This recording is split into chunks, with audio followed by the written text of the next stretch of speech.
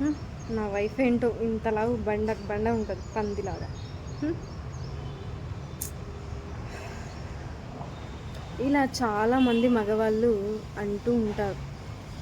కానీ వాళ్ళు ఒక బిడ్డకు జన్మనిచ్చిన తర్వాత వాళ్ళ శరీర ఆకృతి ఇదివరకట్లాగా ఉండదు. ఆకృతి మారకుండా ఎలా ఉంటుంది? ఆ! మరి నువ్వు తనని పెళ్లి చేసుకున్నప్పుడు ఎలా ఉందో అలాగే ఉంచలేకపోయావా? ఒక కన్యలాగానే ఉంచలేకపోయావా? అప్పుడు నువ్వు ఎలా తెచ్చుకున్నావో అలాగే ఉండేదేమో కదా! ఒక బిడ్డని తల్లిని చేసిన తర్వాత ఇలాంటి వేస్ట్ మాటలు మాట్లాడొద్దు. అదేదో పెళ్ళికి ముందే ఉండాలి. ఒకవేళ తన మీద తను శ్రద్ధ పెట్టుకుంటే గనక తన బాడీ లాంగ్వేజ్, నేను ఎలా ఉండాలి, ఏంటి అని తన మెయింటెనెన్స్ మీద తను శ్రద్ధ పెట్టుకుంటే నీ బిడ్డకి ఆకలి ఎలా తీరుతుంది? నీ బిడ్డ మంచి చెడు ఎవరు చూస్తారు? మీరు కూడా మారండి పెళ్ళిళ్ళైన తర్వాత. ఓన్లీ ఆడవాళ్ళ గురించే మాట్లాడొద్దు.